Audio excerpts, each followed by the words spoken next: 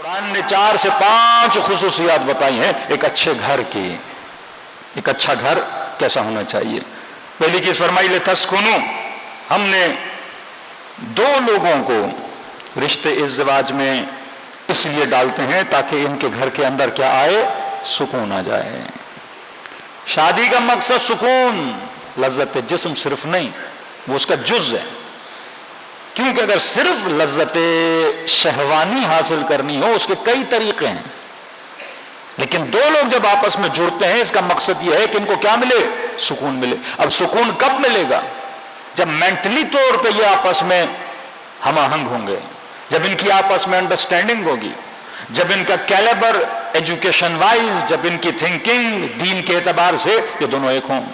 مثال دے رہا ہوں، لڑکا بے دین، لڑکی دیندار. اب بے دین لڑکا ہے، وہ اس کا اپنا سوشل سرکل ہے. کئی ایسی شکایتیں خواتین کی طرف سے آتی کہ مولانا میرا شوہر پابند کرتا ہے، آج فلاں دوست کی شادی ہے، آج فلاں کے گھر میں جانا ہے، آج فلاں رشتہ دار کے گھر میں جانا ہے. اب میں کیونکہ حجاب کرتی ہوں، بڑی محجبہ ہوں، تو مجھ پہ اعتراض کرتا ہے تم اتنا حجاب کیوں کر کے چلتی ہو. بعض مرد انٹرنلی اتنے بے غیرت ہوتے ہیں، ان کا دل ہوتا ہے کہ بیوی سنگھار کر کے باہر نکلے، 4 لوگ دیکھے اور ہماری بیوی کی کیا ہو جائے، شکل و صورت کی تعریف ہو جائے. اب میں اس کے ساتھ رہوں تو کیسے رہوں، گزارا کروں تو کیسے کروں. کہ ڈیلی صرف اسی بات پہ جھگڑا ہے. مد مقابل شوہر دیندار، بیوی بے دین ہو. یہ قرآن نے مختلف گھروں کی مثالیں کیوں دی ہیں؟ بیوی بھی اچھی، شوہر بھی اچھا، شوہر برا، بیوی اچھی، بیوی بری، شوہر اچھا. اللہ کہتا ہے ہم تجھے مثالیں دیتے ہیں تاکہ ان مثالوں سے سیکھو. اللہ کا نبی بھی ہے، بیوی بری ہے تو بیزار ہے اپنی بیوی سے. کبھی بیوی اچھی ہے، فرعون برا ہے. نوح اور نوح کی بیوی، لوط اور لوط کی بیوی، فرعون اور جناب آسیہ. اور کبھی آؤ امیر المومنین کے گھر میں، بیوی بھی اچھی، شوہر بھی اچھا. زوجہ ہو تو فاطمہ تو زہرا جیسی، شوہر ہو تو علی بن ابی طالب جیسا.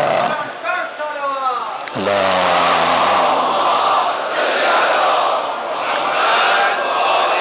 اب اس گھر میں جب آتے ہو، فاقہ ہے پر سکون ہے، غربت ہے پر سکون ہے، تنگی ہے پر سکون ہے، زخم ہے پر سکون ہے.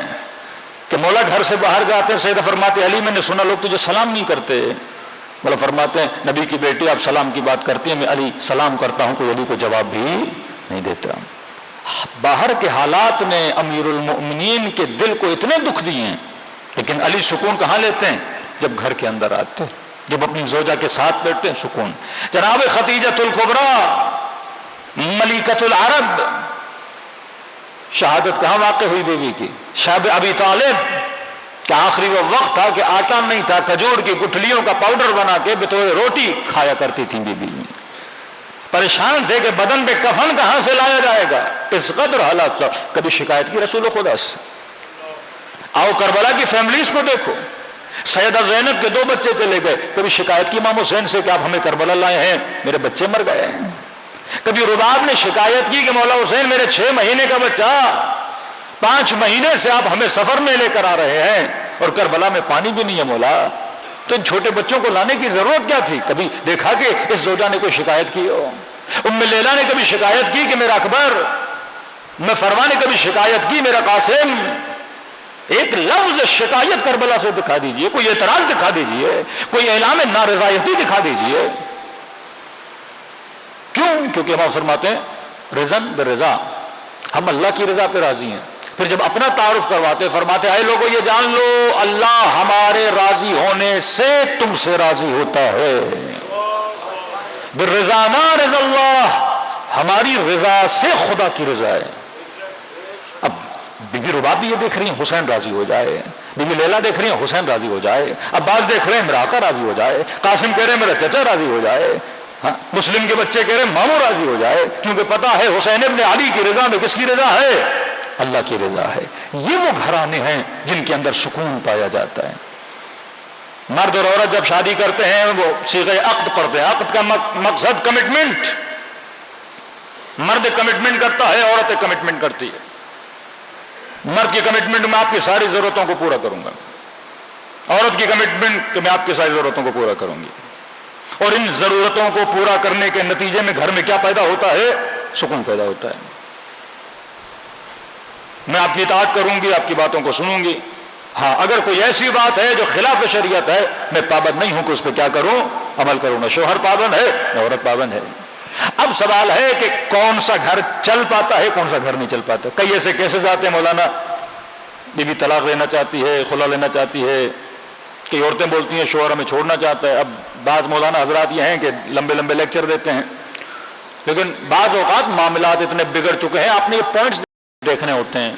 بھائی اس نے 50 سال زندگی گزارنی ہے، اس نے 60 سال زندگی گزارنی ہے، صحیح عقد ہو گیا، نکاح ہو گیا. اسلام میں بدترین چیز احکام الہی میں سے جس پہ خدا راضی نہیں ہوتا، لیکن اللہ کا ہی وہ حکم ہے، وہ طلاق ہے. لیکن دیکھنا پڑتا ہے نا، کبھی کبھی یہ دو افراد ایک دوسرے کے لیے کینسر کے مانند ہو جاتے ہیں.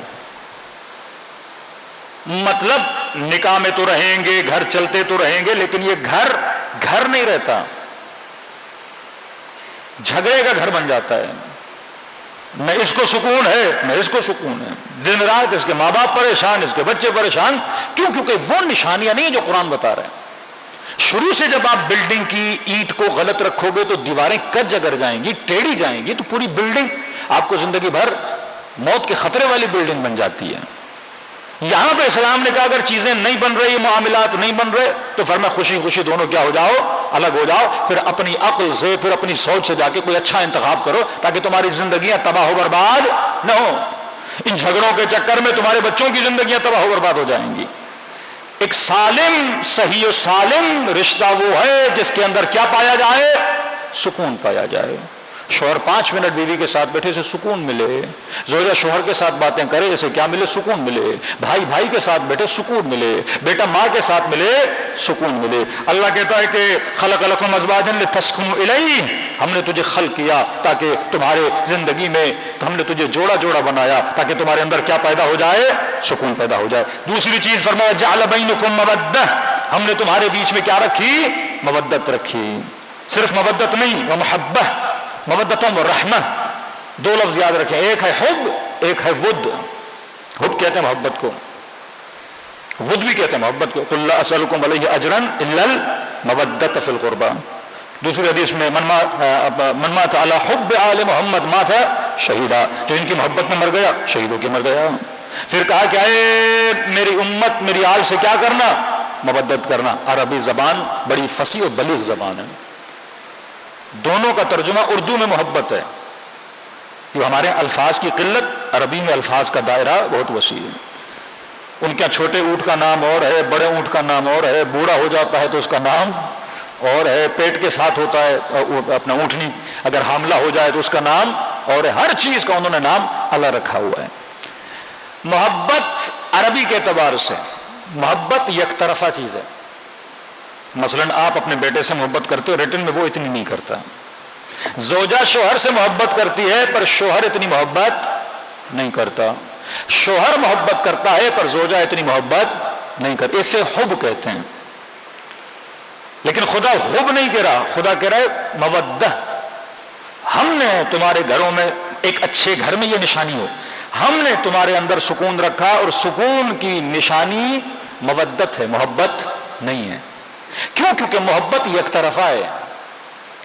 یک طرفہ محبت میں انسان ہمیشہ ذلیل ہوتا ہے، ہمیشہ ذلیل ہوتا ہے. تاریخ کے سارے قصے اٹھا لیں جس میں یک طرفہ محبت، وہ ذلت ہے، اس میں خواری ہے، اس میں کچھ بھی نہیں. سکون اللہ نے رکھا 2 طرفہ محبت میں. مودت کا مطلب تو بھی محبت کرے، اگلا بھی تجھ سے کیا کرے، محبت کرے. قُلْ لَا أَسْأَلُكُمْ عَلَيْهِ أَجْرًا إِلَّا الْمَوَدَّةَ فِي الْقُرْبَى. میری آل سے کیا کرو، مودت کرو. یہ 2 طرفہ رشتہ ہے. اگر تو ان سے محبت کرے گا تو وہ بھی تجھ سے کیا کریں گے، محبت کریں گے. اللہ کے ساتھ رشتہ ود کا ہے. اگر تو اللہ کے راستے میں 1 قدم چلے گا تو خدا 10 قدم تمہارے آگے بڑھ کے آتا ہے. اگر 1 نیکی کرے گا وہاں سے جواباً 10 انعام اللہ کی طرف سے ملتے ہیں. تو فرمایا اچھا گھر وہ جس کے اندر ود ہو. مودت و رحمہ. رحمت کا مطلب کیا ہے؟ محبت 2 طرفہ، شوہر بیوی سے محبت کرے، بیوی شوہر سے کرے، ماں بیٹے سے کرے. اب جب 2 طرفہ ہوگی تو دونوں ایک دوسرے کا کیا کریں گے، خیال کریں گے. لیکن اگر 1 طرفہ ہوگی، ایک بندے کی طرف سے تو 100% جائے گا، دوسرے کی طرف سے 10 ہوگا، 20 ہوگا. تو یہ جو 100 دے رہا ہے اس کو کیا ہوگا، دکھ ہوگا نا. کیونکہ جو بندہ اپنا 100 دے رہا ہے وہ توقع رکھتا ہے، امید رکھتا ہے کہ آگے سے بھی کیا آئے، 100 آئے نا، لیکن نہ آئے. ایک بچہ جب محنت کر کے پڑھائی کرتا ہے تو توقع رکھتا ہے کہ ٹیچر مجھے تھوڑی بہت میری تعریف بھی ہو جائے. گھر میں اچھے مارک لے کے والدہ کے سامنے آتا ہے تو اس کی توقع ہوتی ہے مجھے تھوڑا گفٹ دیا جائے, مجھے اپریشیٹ کیا جائے. لیکن جب اسے اپریشیٹ نہیں ملتی تو یہ کیا ہو جاتا ہے؟ مایوس ہو جاتا ہے. یہ شاید اپنا 100% دینا چھوڑ دے. تو فرمایا گھروں کے اندر سکون تب ہے جب ان کے اندر کیا ہونی چاہیے؟ محبت نہیں, مودت ہونی چاہیے. دو طرفہ چیزیں ہونی چاہیے. وہ رشتے جو یک طرفہ ہوتے ہیں وہ تباہی و بربادی کی طرف جاتے ہیں. جوان ہیں مختلف محبتوں میں پڑ جاتے ہیں. اتنے کیسز آتے ہیں. ایک جوان جرمنی میں ملا کہ مولانا کسی لڑکی کی محبت میں شیعہ نہیں تھا, لڑکی سے محبت کی اور قادیانی تھا. کہ اب اس کی محبت میں اس نے سمجھایا انٹرنیٹ کے رشتے, انٹرنیٹ کے تعلقات, تو میں کیا ہو گیا؟ شیعہ ہو گیا. اب جب شیعہ ہو گیا تو گھر والوں نے مجھے نکال دیا, سب کچھ کر دیا کہ ہمارا تم سے رشتہ نہیں, تم نے اپنا فرقہ چھوڑا, اپنا مذہب چھوڑا, یہ کیا وہ کیا. کہ پڑھائی کرنے میں یہاں پہ آیا, سب کچھ کیا اور بڑا مایوس. میں نے کہا ہوا کیا ہے؟ پھر آپ شیعہ ہو گئے الحمدللہ سب کچھ. کہ اب اس کے گھر میں جب رشتہ بھیجا تو انہوں نے کہا نہیں بھائی اس کا بیک گراؤنڈ کیا تھا؟ شیعہ نہیں تھا, قادیانی ہے, لہذا بیٹی نہیں دیں گے. تو میں نے کہا خاتون؟ تو خاتون نے بھی جواب دے دیا کہ جو گھر والے راضی نہیں ہو رہے. تو کہہ رہا میں نے دین چھوڑا, مذہب چھوڑا, مکتب چھوڑا. تو میں نے کہا چلو کم از کم آپ کو یک طرفہ محبت میں مکتب اہل بیت تو ملا. لوگوں کو تو یہ بھی نہیں ملتا نا. کم از کم آپ کے لیے یک طرفہ محبت اچھی رہی کہ آپ کو مکتب اہل بیت ملا. کہ مولانا میں کچھ بھی نہیں کر پا رہا, نیند نہیں آ رہی, پڑھائی پہ میں فوکس نہیں کر پا رہا, میری زندگی ہو یا وہ ہو گئی ہے. میں نے کہا نہیں, اب خدا نے یہ اس محبت سے نکال کے اگر اس محبت میں لایا ہے, اب اللہ پہ بھروسہ کرو. اگر اسی یک طرفہ محبت میں رہو گے تو ہمیشہ کس میں چلے جاؤ گے؟ مایوسی میں چلے جاؤ گے. اگلی طرف سے رسپانس نہ آئے اور آپ اسی محبت میں اپنی زندگی تباہ و برباد کرتے رہیں, خودکشیوں میں چلے جائیں, سیلف ہارم میں چلے جائیں, اپنی پوری زندگی تباہ کر دیں, پڑھائی سے آپ چلے جائیں. تو میں نے کہا آپ نے اس سے نکلنا ہے. مکتب اہل بیت آپ نے قرب اللہ کی وجہ سے اختیار نہیں کیا تھا, کسی انسان کے قرب کی وجہ سے اب مکتب اہل بیت میں آ گئے. اب چلو غلط راستے سے ہی آ گئے, لیکن کم از کم اگر اس راہ پر آئے ہو, اب مجلس کے ذریعے سے, اہل بیت کی تعلیمات کے ذریعے سے اپنے وجود کو کیا کرو؟ مضبوط کرو. یک طرفہ محبت ہمیشہ ذلت میں ڈالتی ہے. ہاں انسان مجبور ہو جاتا ہے, دل گرفتار ہو جاتا ہے, وہ الگ چیزیں ہیں. لیکن اس دلدل سے نکلنے کے لیے انسان کے اندر ارادہ علوی, ہمت فاطمی ہونا چاہیے کہ اس چیز سے خود کو نکال دو, کیونکہ تمہاری زندگی تباہ و برباد ہو جائے گی, کچھ بھی نہیں ملے گا. ہمیشہ فیصلے کیا ہونے چاہیے؟ عاقلانہ ہونے چاہیے. دو میاں بیوی بھی زندگی میں رہتے ہیں, اگر وہ دیکھتے ہیں یہ نشانیاں ان کی زندگی, کوشش کریں وہ نشانیاں پیدا ہوں. لیکن اگر نہیں ہو رہی, ڈیلی جھگڑے چل رہے ہیں, ڈیلی مسائل چل رہے ہیں, تو اس سے اچھا انسان اپنے راستے الگ کر دے اور اپنے لیے ایک اچھا سا انتخاب پیدا کر دے. تو پہلی چیز لتسکنوا, دوسری چیز مودت, تیسری چیز رحمت. ایک فیملی کے اندر جب تک رحمت نہ ہو اس فیملی کا کوئی فائدہ نہیں ہے. رحمت کا مطلب میں نے شاید مثال دی تھی, تو بھائی آپس میں کاروبار کرتے ہیں, لیکن ایک بھائی کا کاروبار گر گیا تو اب دوسرے کو ضروری ہے کہ 6 مہینے تک اس بھائی کو کیا کرے؟ مدد کرے. بیوی یہ دیکھتی ہے شوہر کمانے جاتا تھا, اب کمانے نہیں جا رہا. مطلب اگر ایک بندہ مادی اعتبار سے, جسمانی اعتبار سے کمزور پڑ گیا ہے تو دوسرے کو اس کی کیا کرنی چاہیے؟ مدد کرنی چاہیے. اب یہ فیملی کی بات ہے, صرف میاں بیوی نہیں ہے, اس میں بھائی ہیں, اس میں کزنز ہیں, اس میں سارے رشتے ہیں. جب تک انسان اس طرح آہن بن کے لوہے کی طرح اپنے رشتوں کے ساتھ کھڑا نہیں ہوگا تب تک گھروں کے اندر سکون پیدا نہیں ہوگا. تیسری چیز فرمایا رحمت. چوتھی چیز قرآن مجید نے کہا کہ جعلنا من ازواجنا وذریاتنا قرۃ اعین. فرمایا رشتے کا مطلب آنکھوں کی ٹھنڈک ہے, یعنی ایک دوسرے کو دیکھیں تو بخار چڑھ جائے. اسلام کہتا ہے قرۃ اعین, باپ بچے کو دیکھے ٹھنڈک ملے, اس سے بھائی بھائی کو دیکھے سکون ملے. آج ہمارے حسد کے معاملات کتنے ہیں, قرۃ اعین کا ہیں. بھائی بھائی کی ترقی کو برداشت نہیں کر پاتا. کزن کی اکثر جو جیلسی کے مسائل ہوتے ہیں وہ بٹوین دا کزنز ہوتے ہیں. اب یہ نیچرل ہے کیا ہے اللہ عالم. قارون اور حضرت موسیٰ کزن ایک دوسرے کے, کتنی شدید دشمنی قارون نے حضرت موسیٰ سے. حابیل و قابیل بھائی ہیں, برداشت نہیں کر پا رہے ایک دوسرے کو. یہ قرآن ہے. یوسف کو کنویں میں اتارنے والے اس کے اپنے بھائی تھے, جلسے کی وجہ سے, کیونکہ اپنے نفس کی اصلاح نہیں کیے. رشتے تب اچھے ہیں جب ایک دوسرے کے لیے آنکھوں کی ٹھنڈک بن جائیں. آخری چیز فرمایا کہ ہم نے ہن لباس لکم وانتم لباس لہن. اللہ مثال سے سمجھا رہا ہے کہ یہ دو رشتے تبھی چل سکتے ہیں جب ایک دوسرے کا کیا بن جائیں؟ لباس بنے. میں نے ابھی ابا پہنی ہے, اس کو ہم کہتے ہیں ابا. اس قمیص کے اوپر جو پہنتے ہیں اس کو قبا بولتے ہیں. اب کیونکہ گرمی کا موسم ہے تو ابا کیا ہے؟ نازک ہے. کل مولانا صاحب سیٹر پہن کے آ جائیں, موٹی سی ابا پہن کے آ جائیں تو آپ کہیں گے مولوی صاحب کو کوئی مسئلہ ہو گیا ہے. لباس میچ نہیں کرتا موسم کے اعتبار سے, ان میچ ہے. گرمی ہے تو لباس ٹھنڈا, سردی ہے تو لباس گرم, اپوزٹ ہونا چاہیے. کہن لباس لکم وانتم لباس لہن, یہ تمہارا لباس ہے تم اس کا لباس ہو. ایک تو عیب پوشی, اپنے عیوب کو چھپایا کرو, اپنے جھگڑوں کو کمرے کی چار دیواری تک رکھا کرو, اپنے مسائل کو ہر کسی کے سامنے بیان نہ کیا کرو, اپنی کمزوریوں کو ہر کسی کے سامنے عیان نہ کیا کرو. محبت و مودت و رحمت سب کا ستیہ ناش ہو جائے گا, ختم ہو جائے گا, ناچاکیاں پیدا ہو جائیں گی. اب بالکل بات حد و برداشت سے بڑھ رہی ہے اور اس میں اصلاح اور سدھرنے کا کوئی امکان نہیں ہے. دن قرآن کہتا ہے بڑوں کے سامنے جاؤ, اپنے مسائل رکھو, مسئلہ حل ہوا ٹھیک, نہیں ہوا تو اپنے راستے پہ چلی جا, وہ اپنے راستے پہ چلا جائے. اپنی زندگی کو عذاب نہ بناؤ, اپنی زندگی کو جہنم نہ بناؤ, اپنے وجود کو کینسر نہ بناؤ. کسی اسٹریس میں جا کے انسان دنیا میں بیمار پڑ جائے. ہر کسی کو جینے کا حق ہے, لیکن صحیح سالم زندگی جینا کس قیمت پہ؟ ہر قیمت پہ کا نہیں, صحیح سالم زندگی. فَرَهُنَّ لِبَاسٌ لَكُمْ وَأَنْتُمْ لِبَاسٌ لَهُنَّ. اگر گرمی کا موسم ہے تو لباس ٹھنڈا, اگر سردی کا موسم ہے تو لباس گرم. کبھی شوہر حد سے زیادہ غصے میں اور گرم مزاج ہو جاتا ہے, یا بیوی کو چاہیے ٹھنڈے مزاج میں چلی جائے. کہیں بیوی حد سے زیادہ غصے میں چلی جاتی ہے, شوہر پر ہے کہ ٹھنڈے مزاج میں چلا جائے. مومن ہے جوان بیٹا 15 سال کا, 16 سال کا, 17 سال کا, اتنے جوانی ہے, اس میں غصہ آتا ہے. باپ کو چاہیے اب کیا ہو جائے؟ ٹھنڈا ہو جائے. زیادہ سختی کرو گے تو بچہ ضدی بن جائے گا, لجباز بن جائے گا, گھر سے نکل جائے گا, غلط راستوں پہ چلا جائے گا. تو تجھے پتا ہونا چاہیے کہاں گرمی دکھانی ہے, کہاں مزاج کی سردی دکھانی ہے, کہاں پہ غصہ کرنا ہے, کہاں پہ میں نے تھم جانا ہے. اب یہ نہیں میں باپ ہوں تو ہر جگہ غصہ ہی کرتا رہوں, اور وہ کیونکہ بیٹا ہے تو ہر جگہ خاموش. ایسا نہیں ہوتا. انسان کا مزاج خدا نے ایسا بنایا ہے, ہر انسان کے اندر سیلف اسٹیم اور سیلف رسپیکٹ ہے.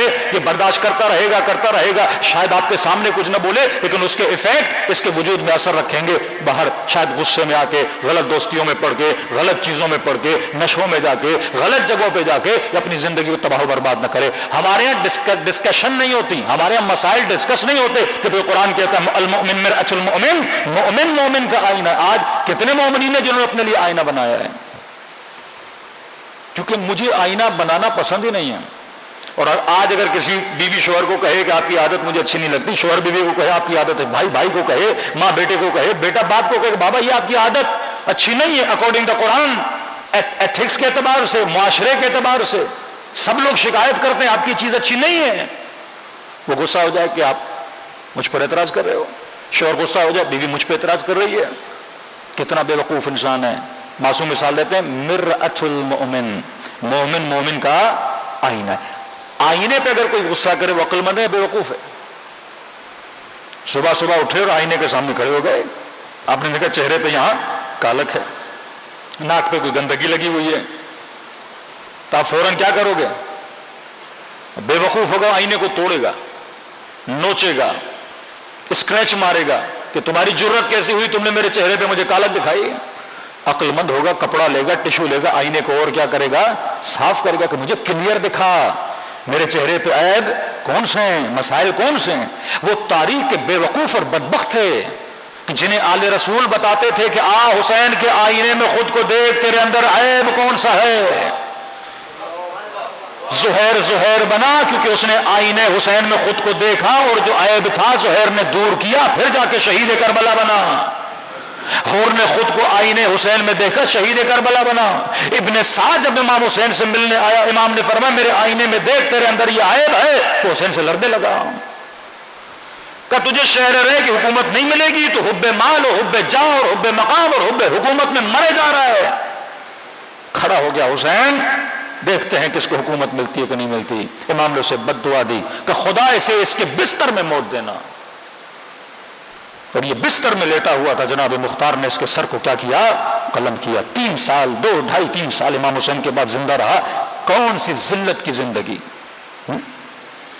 عمرو عاص جنگ صفین میں دا برین آف معاویہ، امیر شام کو چلانے والا، آپ اس کی آخری زندگی پڑھیے. تاریخ ہماری نہیں ہے، تاریخ طبری وغیرہ سارے اہل سنت کی تاریخیں جا کے پڑھیں، کیونکہ وہ اپنے بچوں کو سناتے نہیں ہیں. ہم ممبر سے سناتے تو ان کو برا بھی لگ جاتا ہے. آج اے آئی کا زمانہ ہے، چھوٹے چھوٹے کلپس بنائیں ہر کسی شخصیت کی تاریخ پہ. یہ نوجوان سوشل میڈیا کا زمانہ ہے، کوئی آئی ٹی میں بندہ ہے، یہ آئیڈیاز دے رہا ہوں آپ کو، کریٹیوٹی، کوئی اچھا کام کرو. ٹک ٹاک پہ، انسٹاگرام پہ ہر شخصیت جو اہل بیت کے مقابلے میں آئے ہیں اور اہل بیت کے دوست تھے، تھوڑے ان کی تاریخ نکالو، چھوٹا چھوٹا قصہ اوپر اس میں رائٹنگ میں ٹیکسٹ میں کوئی وائس ڈال دو. اور آپ اے آئی کو آج آرڈر دو کہ مجھے یہ بنانا ہے، بندہ بوڑھا ہو 40 ایئرس کا ہو، وہ خود ہی آپ کو کیریکٹر بنا کے دیتا ہے بڑی آسانی سے. آج ایک چھوٹا سا کلپ بن جاتا ہے، اس میں دنیا بھی بن جائے گی، آخرت بھی بن جائے گی، پیسے بھی کماتے رہو گے، لوگوں کو شعور بھی دیتے رہو گے. کہتے ہیں آخری زمانے میں جب یہ بستر مرگ پہ تھا، آخری زمانے میں، تو اپنے بیٹوں کو بلا کے رونے لگا. کہا مجھے نہ دنیا ملی نہ مجھے آخرت ملی، اے کاش میں علی کے مقابلے میں نہ جاتا. جناب مالک اشتر شہید ہوئے ان لوگوں کی وجہ سے. اب ابو بکر کا بیٹا محمد ابن ابی بکر مصر پہ حکومت کرنے کے لیے ان کو قتل کروایا، شہید کروایا. پھر ان کا بدن ایک گدھے کے پیٹ کو چاک کر کے اس کے اندر ڈلوایا، پھر اس گدھے کو جلا دیا کہ ہمیں حکومت مصر مل جائے.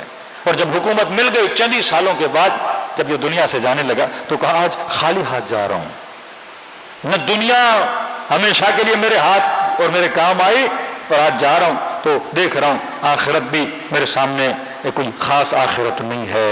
تو یہاں پہ فرماتے ہیں اے انسان ذرا سوچو کہ تم جو سودے کر رہے ہو وہ سودے تمہارے اچھے ہیں یا سودے برے ہیں. تو فرمایا اے انسان ایک دوسرے کا لباس بنو، ہن لباس لکم وانتم لباس لہن.